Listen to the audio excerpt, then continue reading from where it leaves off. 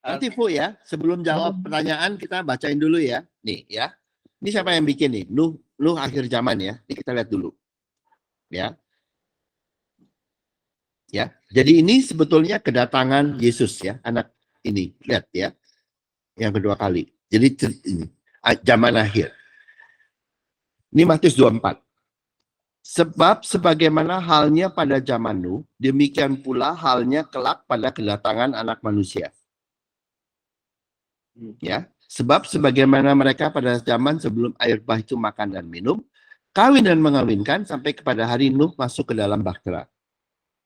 Ya, jadi zaman Nuh sama zaman yang akan terjadi di zaman akhir ini itu sama. Oke? Ya toh? Sebagaimana halnya pada zaman Nuh, demikian pula halnya kelak pada kedatangan anak manusia di zaman akhir. Ya, sama persis. Ya, oke. Berikutnya di ayat 39, dan mereka tidak tahu akan sesuatu sebelum air bah itu datang dan menyelapkan mereka semua. Demikian pula halnya kelak pada kedatangan anak manusia. Jadi yang akan lenyap, ya toh, itu nggak ngerti. Nangkep nggak? Mereka tidak tahu akan sesuatu sebelum air bah itu datang dan menyelapkan mereka semua. Jadi siapa yang nggak tahu? Yang lenyap. Ya toh? Yang nggak lenyap, nggak disebut loh. Yang nggak lenyap bisa tahu loh. Nangkap nggak? Nangkap nggak? Sekali lagi, mereka tidak tahu akan sesuatu sebelum air bah itu datang dan melenyapkan mereka. Jadi siapa yang mereka itu yang lenyap dan tidak tahu. Oke? Kaget, lenyap. Oke? Jadi itu kehancuran di zaman akhir itu akan datang mengejutkan. Seperti air bah yang tiba-tiba datang. Satu kali aja cukup untuk menghancurkan. Ya? Itu namanya yang Great Tribulation. Pada waktu itu, kalau ada dua orang di ladang, yang seorang akan dibawa dan yang lain akan ditinggalkan. Oke? Okay? Ya. Jadi ada yang anyut, ada yang tinggal. Ya toh? Kalau ada dua orang perempuan sedang memutar batu kilangan, yang seorang akan dibawa dan yang lain akan ditinggalkan. Jadi ada yang dibawa dan ada yang ditinggal. Siapa yang dibawa? Yang kena air bah. Yang lenyap toh. Tapi ada yang tinggal. Yang tinggal siapa? Yang nggak kena air bah. Iya toh? Nggak lenyap. Jadi ada yang secara tiba-tiba dibawa lenyap oleh air bah dan mati. Ada lagi yang tetap tinggal dan hidup. Yang kena air bah mati toh. Yeah. Jadi yang tinggal di bumi adalah siapa? Yang hidup. Yang tinggal.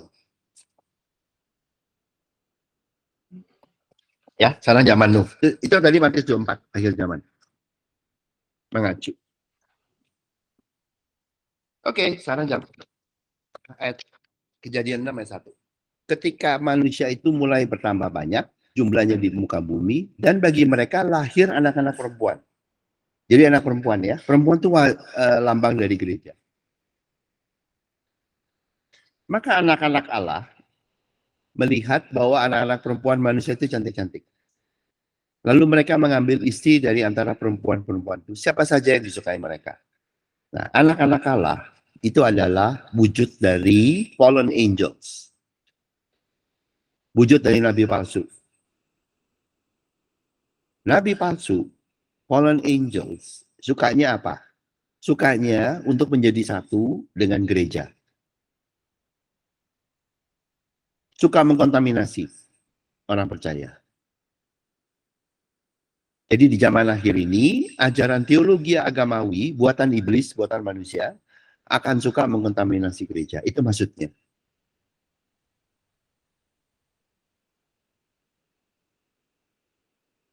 Ya. Lalu di ayat 3, berfirmanlah Tuhan, rohku tidak akan selama-lamanya tinggal di dalam manusia. Karena manusia itu adalah daging. Ya. Jadi roh Tuhan ada di dalam manusia tadi ya, perempuan tadi. Karena manusia itu daging. Tetapi umurnya akan 120 tahun saja. Jadi, artinya untuk sementara waktu, gereja yang terkontaminasi oleh agamawi, yaitu semua gereja, ya hampir semua gereja, itu akan dibiarkan oleh Tuhan.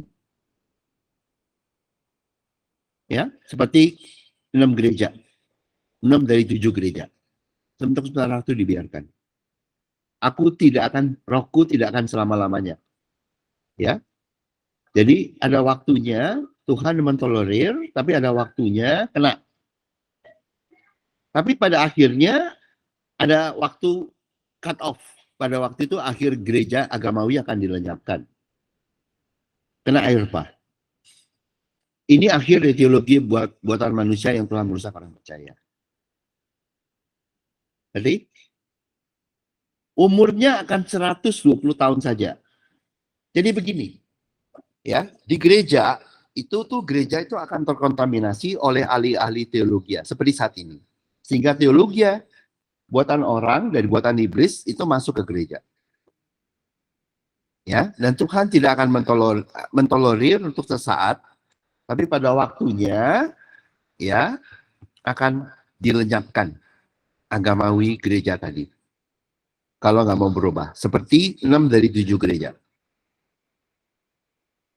yang di Wahyu 2 dan 3. Umurnya akan 120 tahun saja. 120 tahun itu maksudnya apa? Kalau di Bible ya, zaman itu seperti Israel 40 tahun di padang gurun. 40 tahun itu wujud dari umur manusia.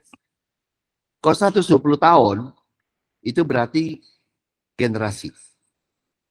Oke? Jadi yang namanya ajaran sesat dari teologi itu ya akan berganti-ganti. Jadi satu ajaran sesat itu akan ada, tapi akan punah. Tapi akan lahir lagi ajaran sesat teologi yang lain. Jadi ajaran sesat dari teologi itu akan yang sekarang kita dengar itu nggak selamanya, akan berganti-ganti. Ya. Umurnya akan 120 tahun. Oke, mungkin 3 generasi, habis itu ganti lagi, dia mati. Tapi pada waktu mati, teologi, ahli-ahli teologi itu akan bikin lagi yang agamawi, ajaran sesat yang lain, teologi yang lain lagi. Ya. Tapi akhirnya akan dihabisin sama Tuhan. Oke, lalu berikutnya. Ya, jadi tadi yang saya bilang, umurnya 120 tahun, artinya ajaran teologi agamawi akan berubah-ubah dari generasi-generasi. Ajaran itu sama, berapa generasi mungkin tahan, habis itu punah, ganti lagi. Ya. Jadi kayak dulu tuh di Katolik pernah bayar untuk pengampunan dosa, akhirnya punah, tapi keluar lagi bentuk lain. Itu begitu contohnya. Ya, lalu berikutnya. Pada waktu itu, orang-orang raksasa ada di bumi. Jadi ada raksasa. Dan juga pada waktu sesudahnya. Sampai sekarang. Sesudahnya. Ketika anak-anak Allah menghampiri anak-anak perempuan manusia, jadi ketika the fallen angel atau nabi palsu menghampiri anak-anak gereja, dan perempuan itu, karena dia menjadi satu, perempuan itu melahirkan anak bagi mereka. Jadi menjadi satu. Jadi gereja terkontaminasi oleh nabi palsu. Oleh the fallen angels. Hasilnya apa? Inilah orang-orang yang gagah perkasa di zaman purbakala, orang-orang yang kenamaan. Jadi di zaman akhir ini, seperti di zaman Nuh, sebelum ayat bah datang, gereja agamawi itu tampaknya gagah perkasa. Atau ada banyak orang gagah perkasa. Dan banyak orang ternama. Ya. seperti 6 dari 7 gereja. Gereja Efesus itu besar, gereja Sardis itu kelihatan hebat, Laodikia itu kaya, dan seterusnya. Kelihatannya gagah dan ternama. Ya, lihat aja di dunia hari ini, gereja itu kan banyak yang kayak begitu. Kelihatannya gagah, banyak orang kaya, tergagah dan ternama. Tapi akhirnya mereka semua tenggelam dalam air bah agamawi dan tenggelam dalam masa kehancuran kesukaran besar secara mengejutkan. Jadi sudah dibacain ya. Kalau ada gereja kaya, gereja makmur, orang bilang itu kan diberkati Tuhan. No, Bible-nya nggak bilang begitu. Bible-nya bilang gereja yang brengsek, gereja yang pengaruh dengan nabi palsu, gereja yang seperti itu justru di tempat itu akan ada orang raksasa, anak-anaknya, dan ternama sebelum habis. Jadi yang di Bible tulisnya, gereja yang sesat itu yang gede-gede malah. Oke, lalu berikutnya. Ketika dilihat Tuhan bahwa kejahatan manusia besar di bumi dan bahwa segala kecenderungan hatinya selalu membuatkan kejahatan semata-mata, maka menyesallah Tuhan bahwa ia telah menjadikan manusia di bumi dan hal itu memilukan hatinya. Jadi kejahatan agamawi di gereja itu besar adanya di mata Tuhan. Meninggalkan kasih Tuhan itu besar kejahatan itu. Nah, saat manusia bergantung pada teologi yang buatan manusia tadi, seperti di banyak gereja hari ini, itu memilukan hati Tuhan. Memilukan hati Tuhan. Ya. Jadi memilukan hati Tuhan. Saat kejahatan manusia itu besar.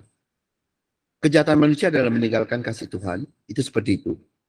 Yaitu perempuan-perempuan itu, yaitu anak orang-orang percaya, dikawini atau menjadi satu dengan the fallen angel atau nabi palsu, dan melahirkan raksasa dan ternama. Mereka tambah bangga. Mereka bilang, saya diberkati Tuhan. Saya banyak orang kaya. Saya banyak orang beken. Ya. Dan itu memilukan hati Tuhan. Dan gereja besar di zaman akhir adalah gereja-gereja yang kebanyakan sesat. Sudah dibacain. Ya, raksasa dan ternama. Sebelum akhirnya punah, hancur di dalam masa kesukaran besar. Oke, lalu berikutnya. Ayat 7. Ya. Berfirmanlah Tuhan, aku akan menghapuskan manusia yang telah kuciptakan itu dari muka bumi. Baik manusia maupun hewan dan binatang melata dan burung dara. Sebab aku menyesal bahwa aku telah menjadikan mereka. Jadi Tuhan ya akan menyiapkan gereja agamawi dan teologi agamawi ya. Dan juga hasil karya mereka, manusia dan hewan dan binatang-binatang melata dan burung-burung semua dilenyapkan. Akan dilenyapkan oleh Tuhan. Dan disebut aku menyesal. Artinya apa? Ini adalah terakhir. Setelah itu, nggak ada lagi gereja agamawi di dunia. Ya, jadi di zaman Nuh, gereja agamawi siapa? Adalah perempuan yang dikawinin oleh nabi palsu, fallen angel. Keluarnya raksasa dan ternama. Gereja itu menjadi banyak orang kaya, raksasa dan ternama. Dan Tuhan bilang itu banyak kejahatan, itu memilukan hati, dan Tuhan akan lenyapkan. Dan dia bilang, Tuhan bilang, aku menyesal, artinya I repent, artinya this is one time. Setelah itu selesai. Selesai.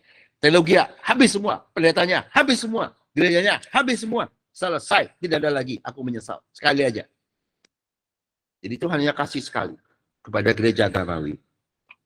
Kau akan kulenyapkan, dan setelah itu tidak ada lagi yang kedua. Kamu habis.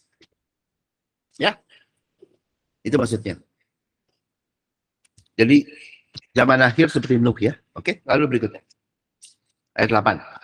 Tetapi Nuh mendapat kasih karunia di mata Tuhan. Nah, itu grace. Dia dapat kasih karunia. Diberkati. Inilah riwayat Nuh. Nuh adalah seorang yang benar dan tidak bercela di antara orang sezamannya. Dia tidak bercela. Kenapa? Dan Nuh itu hidup bergaul dengan Allah. Jadi Nuh itu mempunyai dua hal. Menerima kasih karunia dan menerima kebenaran kasih Tuhan. Dia bergaul dengan Allah. Ya, Yesus adalah penuh kasih karunia dan kebenaran. Nuh menerima kedua-duanya. Bukan hanya kasih karunia, tapi kebenaran kasih Tuhan. Dan Nuh memperanakan 3 orang laki-laki, Sem, Ham, dan Yafet. Jadi Nuh itu menerima kasih karunia Tuhan dan kebenaran kasih Tuhan seperti yang di Perjanjian Baru dikatakan, firman itu telah menjadi manusia di antara kita dan kita melihat kemuliaannya, yaitu kemudian diberikan kepadanya sebagai anak tunggal Allah. Penuh 2 hal ya, kasih karunia dan kebenaran. Bukan satu ya, kasih karunia dan kebenaran. Penuh berkat, kasih karunia, dan kasih Tuhan, kebenaran kasih Tuhan. Sumber berkat. Ya, makanya seperti itu. Ya, jadi dia ngerti kebenaran kasih Tuhan. Tidak hanya kasih karunia. Oke. Lalu berikutnya. Nah, ini arti dari kata Nuh ya, adalah istirahat dalam damai. Artinya Nuh tidak bergantung pada ajaran teologi agamawi yang mengutamakan, contohnya, tukang pompa iman. Iman harus dipompa. Atau yang suka bayar harga. Untuk dapat kasih Tuhan harus bayar. Oke? Atau yang mengandalkan ketaatan diri sendiri, setia sampai mati. Ya. Atau yang mengandalkan ketekunan dan kesetiaan diri sendiri. Ya, Efesus. Ya. Dan sebagainya. Karena yang disebut kata Nuh adalah istirahat dalam damai. Jadi orang yang istirahat di zaman akhir loh, kan zaman lu seperti zaman akhir. Dia santai aja kok dalam damai. Karena bergantung sama kasih karunia Tuhan dan kebenaran kasih Tuhan, dia tenang aja. Dia bisa istirahat dalam damai. Itu artinya Nuh. Ya, gak agamawi sama sekali. Oke, lalu berikutnya ayat 11. Adapun bumi itu telah rusak di hadapan Allah dan penuh dengan kekerasan. Allah menilik bumi itu dan sungguh rusak benarnya sebab semua manusia menjalankan hidup yang rusak di bumi. Ya, jadi kita tahu ya pada waktu itu kan perempuan-perempuan wujud dari gereja telah dikawini oleh anak-anak Allah yaitu the fallen angels. Artinya gereja telah dikawini atau telah jadi satu dengan teologi iblis, teologi agamawi. Dan itu namanya hidup yang rusak. Hidup tapi rusak. Gereja agamawi itu hidup tapi rusak. Ya. Lalu apa yang Tuhan lakukan terhadap gereja agamawi? Ya. Berfirmanlah Allah kepada Nuh, aku telah memutuskan untuk mengakhiri hidup segala makhluk sebab bumi telah penuh dengan kekerasan oleh mereka. Jadi aku akan memusnahkan mereka bersama-sama dengan bumi. Gereja itu agamawi sekarang ini, banyak, zaman Nuh juga, hidup tapi rusak. Tuhan akan menyiapkan teologi agamawi dan juga hasil karya teologi agamawi. Sekalian sama buminya. Masa kesusahan besar akan datang. Ya, itu maksudnya. Lalu ayat 14. Nah, sekarang ini, buatlah bagimu sebuah bahtera dari kayu gofir. Bahtera itu harus kau buat petak-petak dan harus kau tutup dengan pakal dari luar dan dari dalam. Jadi rencana penyelamatan Tuhan untuk Nuh lepas dari air bah yang menghancurkan masa kesukaran besar air bah adalah dengan buat bahtera. Siapa yang membuat? Tuhan atau Nuh? Buatlah bagimu. Tuhan menyuruh Nuh untuk membuatnya. Jadi rencana Tuhan untuk menyelamatkan Nuh adalah melalui talenta Nuh. Talenta yang Tuhan telah berikan pada Nuh. Maka itu buatlah bagimu. Makanya saya bilang ya, hati-hati dengan orang yang memanggil dirinya full time tidak mau pakai talentanya. Nuh dipanggil, karena talenta itu dari Tuhan. Kemampuan itu dari Tuhan. Sebelum kita dijadikan dan diberikan. Itu wujud kasih Tuhan. Pakai itu, buatlah bagimu. Itu yang menyelamatkan kau. Pakai talentamu, pakai kemampuanmu. Jangan cari pendeta palsu yang sok-sokan dengan alasan Lewi melawan kehendak Tuhan dengan cara tidak memakai talentanya. Dalam nama Tuhan. Ya, mereka pasti tidak di kerajaan surga. Yang dalam kerajaan surga adalah yang memakai kemampuan yang kasih Tuhan telah berikan. Menerima kasih Tuhan dengan cara memakainya. Oke, lalu berikutnya. Jadi inilah cara Tuhan menyelamatkan kita di akhir zaman. You mau di kerajaan surga, cuma ada dua. Satunya satu, dalam bentuk dua hal. Melalui kita menerima kebenaran kasih karunia dan kasih Tuhan. Berita itu. Sehingga kebenaran kasih karunia dan kasih Tuhan itu berada di dalam kita. Ngerti enggak? Seperti kita makan. Jadi kebenaran kasih itu harus berada di dalam kita, bukan di luar kita. Bukan di buku, bukan di Alkitab. Harus berada di dalam kita terima. Lalu, melalui kita setia, hambaku yang baik dan setia, menggunakan talenta untuk bekerja, mencari uang yang Tuhan dalam kasih-Nya telah berikan kepada kita. Talenta untuk bekerja dan membangun tersebut telah ada di dalam kita. Dan lu disuruh pakai itu untuk membangun kerajaan surga, bahtera. Ya, ini hambaku yang baik dan setia. Melihat Tuhan baik dan setia memakai talenta yang sudah ada di dalamnya, dalam kita, yang Tuhan berikan. Ya, makanya saya bilang, kaum full time, pendeta yang tidak bisa punya kerajaan surga. Karena mereka memberontak dengan menolak kasih Tuhan. Yang Tuhan telah berikan berupa talenta. Lalu berikutnya, harus kau tutup dengan pakal dari luar dan dari dalam. Pakal itu resin ya, jadi harus di sambungannya itu dikasih resin depan belakang, luar dalam. Jadi bahtera kerajaan surga tidak boleh kemasukan air. Agamawi yang mau mengkontaminasi dari luar, nggak boleh kemasukan. Kalau kemasukan, tenggelam. Nggak boleh kemasukan. Ya. Jadi kalau mau di kerajaan surga, kamu jangan termasukkan agamawi. Dari sinode, dari pendeta, dari teologi apapun. Ya. Oke, lalu berikutnya. Disebutnya beginilah kau harus membuat bahtera itu. 300 hasta panjangnya, 30 hasta lebarnya, dan 30 hasta tingginya. Jadi hasil karya kasih Tuhan seperti kepada lu, ya, melalui talenta kita akan besar adanya. Ya. Jadilah hamba yang baik dan setia. Janganlah menjadi hamba yang jahat dan malas, yaitu yang malas siapa? Yang suka full time, tidak memakai talentanya untuk bekerja dan hidup dari anak-anak Tuhan. Anak Tuhannya nggak salah.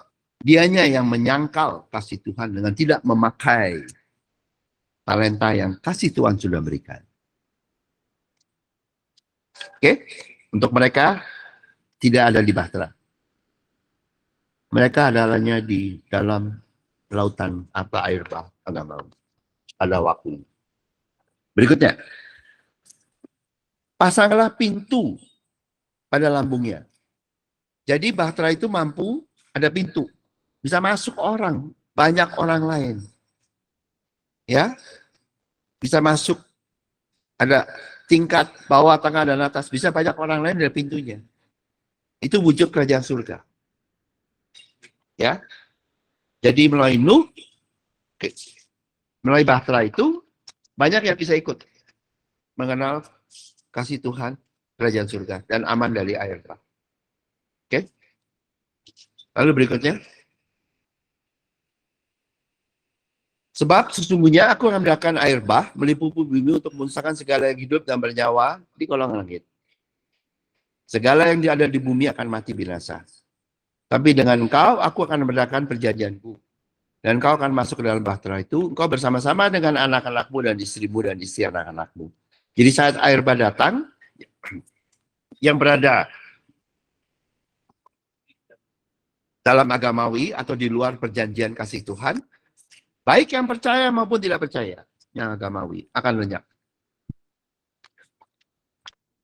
Ya, yang agamawi percaya, lenyap, menderita, mati, tapi masuk surga. Kalau yang agamawi nggak percaya, belum menerima kasih Tuhan, mati dan masuk neraka. Yang lebih palsu, mati, menderita, dan masuk neraka. Tapi kita yang berada dalam kerajaan surga akan aman berserta seluruh keluarga di bumi. Lalu berikutnya, ayat 19. Dan dari segala yang hidup dan dari segala makhluk dan dari semuanya haruslah engkau bawa satu pasang ke dalam bahtera itu supaya terpelihara hidupnya bersama-sama dengan kau. Jantan dan betina harus kau bawa, dan segala jenis burung dan dari jenis hewan dan segala jenis binatang melata di muka bumi. Dari semua itu harus datang satu pasang kepadamu supaya terpelihara hidupnya. Dan kau bawalah bagimu segala apa yang dapat dimakan, kumpulkanlah itu padamu untuk jadi makanan bagimu dan bagi mereka. Jadi di dalam kerajaan bahtera, di dalam kerajaan surga akan ada hidup dan berkat yang lengkap. Bermacam-macam dan lengkap. Oke, lalu berikutnya. Lalu Nuh melakukan semua itu tepat seperti yang diperintahkan Allah padanya. Demikian dilakukannya. Jadi, Nuh bergantung pada kebenaran kasih Tuhan yang telah berencana untuk memberkati kita dan melindungi kita dari masa kesusahan besar. Dan Nuh memakai talenta untuk bekerja, membangun bahtera yang Tuhan telah berikan pada Nuh. Ya, pakai semua. Dua hal untuk kerajaan surga. Menerima kebenaran kasih Tuhan dan menerima kebenaran berkat kerajaan surga melalui memakai benih talenta yang sudah Tuhan berikan untuk cari uang. Oke? Jadi saat berikutnya di akhir zaman akhir, Tuhan ingin menyelamatkan kita dari kesukaran besar melalui kerajaan surga yang bisa membawa kita untuk berada di atas air bah kesukaran besar. Inilah berkat yang nomor satu dari kerajaan surga. Kau akan tumbuh, kau akan diberkati, kau akan lebih kaya, kau lebih sukses. Ya betul, tapi yang nomor satu kehendak Tuhan adalah kau supaya selamat lewat dari masa kesusahan besar. Hidup diberkati dan selamat dari kehancuran. Karena masa kesusahan besar yang akan menghantam seluruh agamawi. Baik gereja maupun bukan gereja. Hanya yang di kerajaan surga yang nggak kena. Oke, lalu berikutnya. Bagi kita yang baik, karena melihat Tuhan baik, ya, kebenarannya baik, dan setia. Artinya memakai benih kerajaan surga berupa talenta. Salah satunya bentuk talenta yang kemampuan yang Tuhan telah berikan. Setia dan baik. Setia pakai itu. Dengan menerima kebenaran kasih Tuhan, itu namanya baik. Dan menggunakan talenta yang kasih Tuhan telah berikan pada kita. Itu namanya setia. Bagi kita seperti itu, Tuhan akan memberikan kehidupan, perlindungan, dan berkat di dalam kerajaannya untuk kita lepas dari kehancuran masa kesukaran besar. Satu kali pukul cukup ya. Sekarang ini yang agamawi, bos-bosnya, pemimpinnya, kayak, ya saya diberkati, saya begini ya. Nanti lihat, sekali pukul cukup. Hancur lebur. Tapi kita enggak, kita akan masuk dalam sukacitanya. Oke, kita tutup ya dalam doa.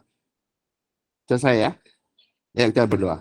Bapak, terima kasih Yesus, kebaikan-Mu, pertolongan-Mu, dan biarlah rencana-Mu terjadi. Karena Kau begitu mengasihi kami, dan Kau begitu memberkati kami di dalam kerajaan-Mu. Terima kasih Yesus, segala puji hormat hanya bagi Engkau. Dalam nama-Mu kami berdoa. Amin. Amin. Thank you, Ongki. Thank you, Om. Ya, Thank you. sampai lagi Ongki. Thank you semua. Thank you. Bye.